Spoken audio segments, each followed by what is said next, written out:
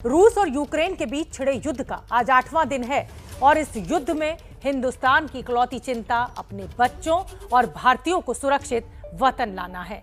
लगातार भारत के विशेष विमान दुनिया के 4 देशों से भारतीय छात्रों को हिंदुस्तान वापस लेकर आ रहे हैं। बुधवार को भारत ने 3 घंटे के भीतर हर हाल में यूक्रेन का खार्किव शहर खाली करने की एडवाइजरी जारी कर दी थी। दरअसल खार्किव पर रूस ने हमले तेज कर दिए हैं, लेकिन अभी भी यूक्रेन के कुछ हिस्से ऐसे हैं जहां लगातार बमबारी की वजह से भारतीय छात्र बाहर नहीं निकल पा रहे हैं और यही सबसे बड़ी चिंता और दिक्कत भारत के लिए। वहाँ से बच्चे अपने रिस्क पे आते हैं बॉर्डर तक। बॉर्डर है, बॉर्डर से 6 किलोमीटर पहले अपनी मिलिट्री लगा रखी है, वो लोग नहीं जाने दे रहे हम लोगों को। बच्चों को आने नहीं दिया जा रहा है, मारा जा रहा है वहाँ पे। और पर जब एम्बेसी ने हेल्प करा हमें क्रॉस करने में, पोलैंड में बच्चे सेफ हैं इस टाइम पे, तो मैं बस इतना ही है, एम्बेसी को थैंक यू करूँगा अपने।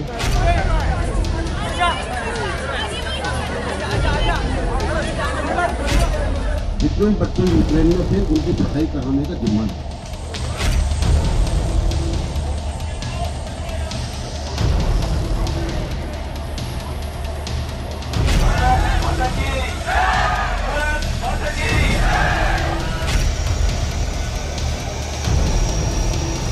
Welcome back home. स्वागत है, बहुत बहुत खैर मकदम है।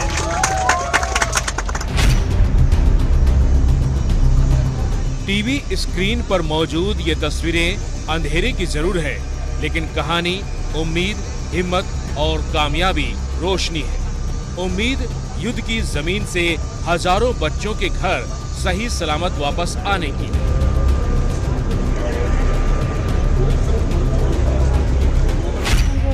हिम्मत उन बच्चों की जो आसमान से बरसती मौत के बीच सुरक्षित होने के रास्ते पर बिना रुके चलते रहे। खुशी है सर, सेटिस्फेक्शन है। और ये मेरा 8वां दिन है। जर्नी शुरू किया मैंने और अब तक का 8 दिन पहले मैं हॉस्टल से चला था बस करके, और उसके बाद 30 किलोमीटर हमने पैदल सफ़र किया। हज़ारों की भीड़ थी, कई घंटों में 5 बच्चे, 6 बच्चे, 7 बच्चों की, मैक्सिमम 10 बच्चों की एंट्रेंस थी। मालूम नहीं वो उनका मैनेजमेंट ऐसा था, पता नहीं उनका भेदभाव था या क्या था, लेकिन वो एंट्रेंस ही नहीं दे रहे थे। एंट्रेंस दे रहे थे तो हम लोगों ने 2 दिन 2.5 दिन सड़क पे ही रात गुजारी, 2-2 घूंट पानी पिया, 3-3 घूंट पानी पिया। तो सफ़र तो बड़ा चैलेंजिंग रहा, लेकिन जैसे पोलैंड बॉर्डर हमने क्रॉस किया, उसके बाद इंडियन एम्बेसी के अंदर जब हम आए, उसके बाद मुझे कोई दिक्कत नहीं आई। उम्मीद और हिम्मत दोनों ने मजबूती से एक दूसरे का दामन पकड़े रखा और फिर कामयाबी की ये तस्वीरें सामने आई जब भारतीय विमान विशेष उड़ान के जरिए बच्चों को अपने घर वापस लेकर आने लगे।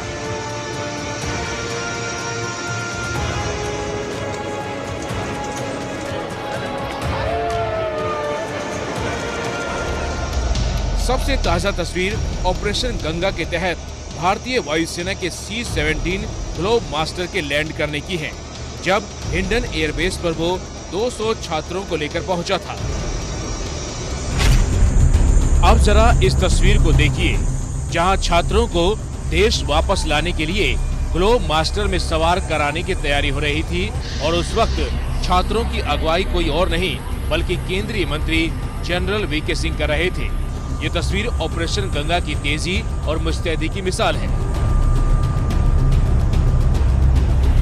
जनरल वीके सिंह पोलैंड में ऑपरेशन की कमान संभाल रहे हैं, और बुधवार की रात जब विमान में छात्र सवार हो रहे थे तब जनरल का ये अंदाज दिखा।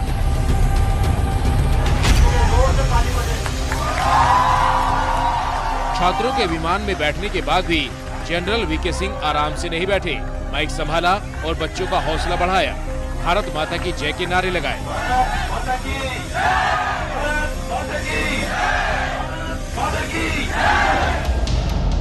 बुधवार को रोमानिया की राजधानी बुखारेस्ट से ग्लोब मास्टर ने उड़ान भरी थी, और गुरुवार तड़के जब विमान हिंदुस्तान की धरती पर लैंड हुआ तो रक्षा राज्य मंत्री अजय भट्ट भारतीय छात्रों को रिसीव करने के लिए हिंडन एयरबेस पर मौजूद थे।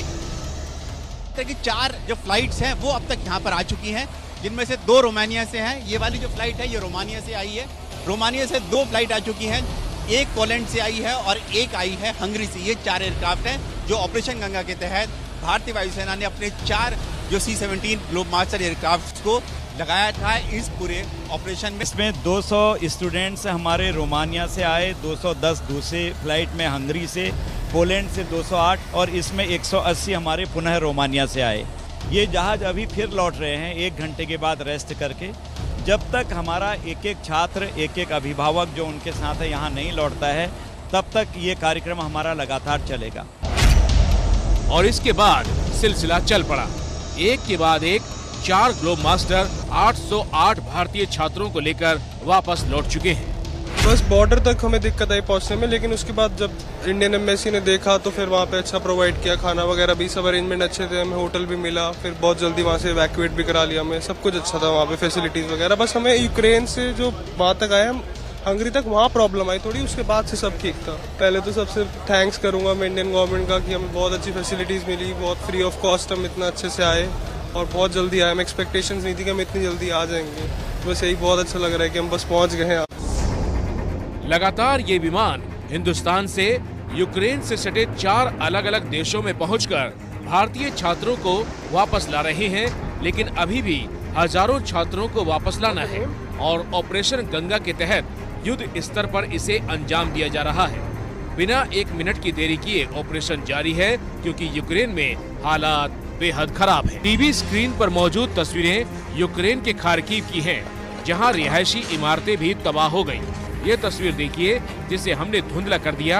कोई अपने बिस्तर पर शायद सो रहा था, लेकिन बम ने सब कुछ खत्म कर दिया। इन मुश्किल हालात में रूस की एम्बेसी की तरफ से एक बयान देकर पूरी दुनिया में उस बयान को सुर्खियां बना दिया गया।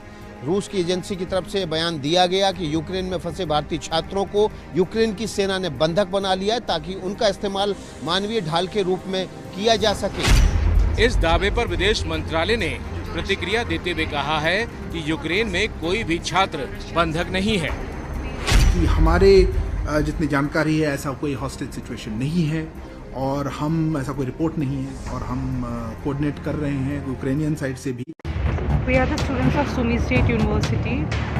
हालात बेहद मुश्किल है। एबीपी न्यूज से बात करते हुए फैसल ने बताया कि पश्चिम की तरफ जाना मुश्किल है। उन 4 देशों की तरफ सुमी से सफर करना चुनौतीपूर्ण है, जहां से अभी ऑपरेशन गंगा के तहत छात्रों को एयरलिफ्ट किया जा रहा है। Thanks to the Indian government and Narendra Modi हम लोग इंडिया आ गए। ओडेसा में एक्चुअली आई थिंक पहला अटैक ओडेसा में ही हुआ था और सुबह 4:30 बजे हम लोग अलार्म से पहले मैं बॉम्ब से उठा था। जो एयर डिफेंस सिस्टम्स थे तो वो कोलाइड करते हैं और उसकी वजह से बहुत खतरनाक आवाज़ आती है और उसकी वजह से पूरे हॉस्टल में पैनिक मच गया था। तस्वीरें दिल्ली एयरपोर्ट की हैं, जब यूक्रेन में फंसे भारतीय छात्रों को लेकर विमान 2 घंटे की देरी से भारत पहुंचा। बच्चा युद्ध भूमि में फंस गया हो और कई दिनों बाद जब सही सलामत आंखों के सामने मौजूद हो तो दिल में भावनाओं का कैसा ज्वार उठता है, ये माँ का दिल ही जानता है। बहुत खुश हो रही हूँ मैं, बहुत ज्यादा। इससे ज्यादा खुशी मुझे कभी जिंदगी में ना मिलेगी कि मेरा बेटा वापस आ गया। मेडिकल की पढ़ाई करने वाले जयेश बता रहे हैं कि कैसे 15 घंटे तक लगातार लाइन में खड़े रहकर और हाड़ कपा देने वाली ठंड से बचकर वो आज देश लौट पाए हैं। तो हमें कम से कम 3 दिन तक बॉर्डर में 15-15 घंटे लाइन में लगाना रहना पड़ा और मतलब ऐसा होता था कि खड़े खड़े वहाँ पे ठंडा होता था बहुत, तो ऐसा होता था कि शूज़ बिल्कुल ठंड नहीं रोक पाते थे। उसके बाद तो मतलब फिर बिना खाए तो मतलब ऐसे लाइन में खड़े रहते थे, लेकिन एंट्री नहीं मिल रही थी। रोमानिया की राजधानी बुखारेस्ट से ये विमान दिल्ली पहुंचा था।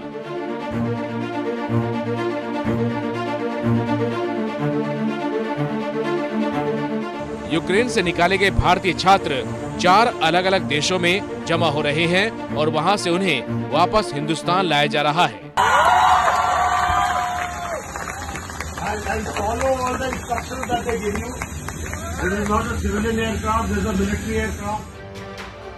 यूक्रेन से सटे ये 4 देश हैं, पोलैंड, स्लोवाकिया, हंगरी, रोमानिया। चारों देश में रेस्क्यू ऑपरेशन की कमान संभालने के लिए मोदी सरकार के 4 मंत्री मोर्चे पर तैनात हैं।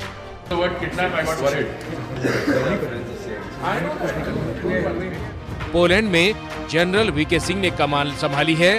स्लोवाकिया में किरण रिजिजू ऑपरेशन की निगरानी कर रहे हैं। हंगरी में केंद्रीय मंत्री हरदीप सिंह पुरी जिम्मेदारी संभाल रहे हैं और रोमानिया में केंद्रीय मंत्री ज्योतिरादित्य सिंधिया वतन वापसी के ऑपरेशन की कमान संभाले हुए हैं।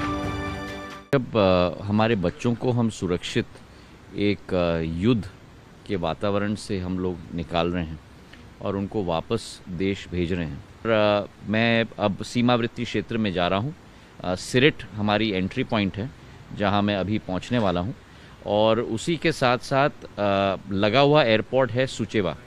तो मेरी विचारधारा थी कि सिरिट से 6.5 साढ़े 7 घंटे हमारे बच्चों को बुकारेस्ट लाने के बजाय उनको हम लोग सुचेवा एयरपोर्ट से ही रवाना करें। तो हमारा पूरा लक्ष्य है कि एक भी बच्चा भी यहाँ रह न जाए, सुरक्षित घर पहुँचाया जाए और इस लक्ष्य की पूर्ति करने के तक पूरी सरकार कटिबद्ध तरीके से, संकल्पित तरीके से इस विषय पर डटी हुई है। अगले 24 घंटे में 15 और उड़ानें भारतीयों को लेकर आने वाली है और जब तक आखिरी भारतीय वापस नहीं लौट आता तब तक ये ऑपरेशन इसी तरह से चलता रहेगा। प्रधानमंत्री नरेंद्र मोदी खुद इस ऑपरेशन की निगरानी कर रहे हैं और छात्रों की सुरक्षा और उनकी घर वापसी को लेकर प्रधानमंत्री नरेंद्र मोदी ने कल रूस के राष्ट्रपति पुतिन से फोन पर बात भी की है। स्टूडेंट्स सुमी स्टेट यूनिवर्सिटी जो सुमी ओब्लास्ट में रहने वाले स्टूडेंट्स हैं। इस बीच रूस यूक्रेन युद्ध में फंसे भारतीय नागरिकों के मुद्दे पर विशेष मंत्रालय सलाहकार समिति की बैठक हुई। बैठक के 21 सदस्यों में राहुल गांधी समेत 9 सदस्य मौजूद थे। कुछ सदस्यों ने रेस्क्यू ऑपरेशन देर से शुरू होने की बात की। हालांकि बैठक में मौजूद राहुल गांधी ने बचाव प्रक्रिया की तारीफ करते हुए कहा कि मौजूदा हालात में अच्छा काम हो रहा है। दरअसल हालात बेहद चुनौतीपूर्ण हैं। बॉर्डर पर तो भारतीय विमान अपने बच्चों को लाने के लिए मौजूद हैं, लेकिन कई बच्चे बॉर्डर तक नहीं पहुंच पा रहे हैं। It is the students of Kharkiv and Sumy. So all the students from this region are requesting you guys to do something as soon as possible.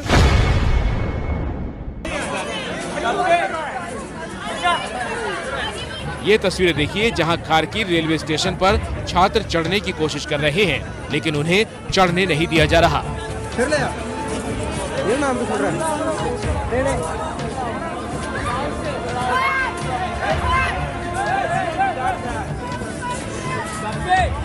Ukraine के लोगों को तरजीह दी जा रही है। इसके बाद खबर ये आई कि छात्र सामान सड़क पर छोड़कर 20 किलोमीटर पैदल रूस की तरफ निकल पड़े। हालात मुश्किल भरे जरूर है, लेकिन भारत सरकार हर मोर्चे पर भारतीय छात्रों की मदद के लिए तैयार खड़ी दिख रही है। थोड़ी उम्मीद और थोड़ी हिम्मत दिखाकर ये जंग जीती जा सकती है।